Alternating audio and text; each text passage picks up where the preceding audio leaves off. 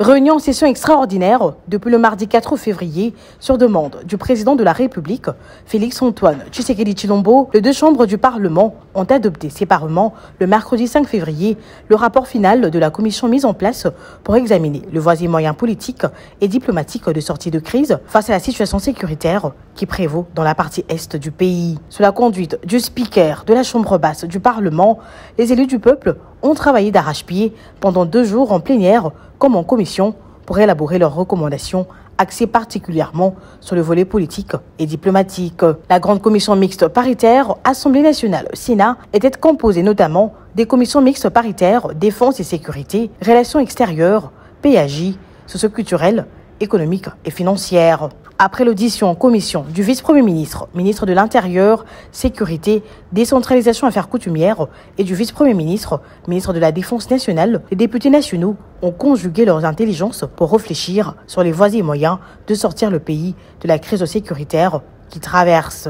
La plénière, tenue à huis clos, en cette deuxième journée, a adopté à l'unanimité et sans débat le rapport final mixte qui contient toutes les recommandations de 2 chambres du Parlement. Ce rapport, dont la primeur est réservée uniquement au chef de l'État, rencontre sur tous les plans les attentes du commandant suprême.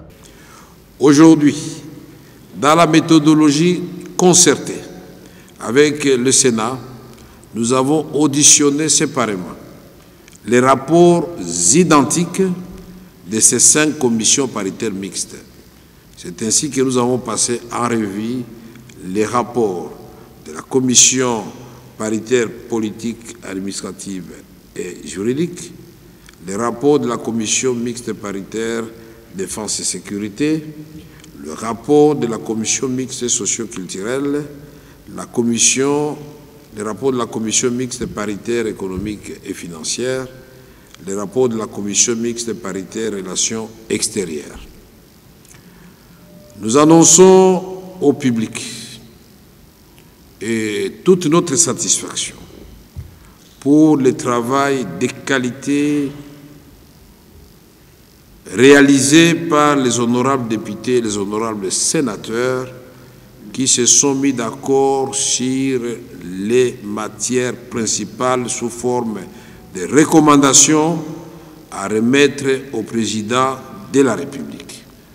Et tous ces rapports ont été adoptés tour à tour et à l'unanimité, sans contre et sans abstention.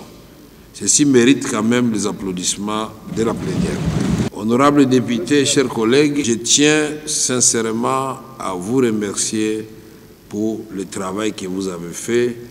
Vous avez démontré encore une fois de plus, au regard de vos recommandations et résolutions, que le Congo, c'est un pays de paix, un pays qui veut la paix chez nous et ailleurs et impulser le développement.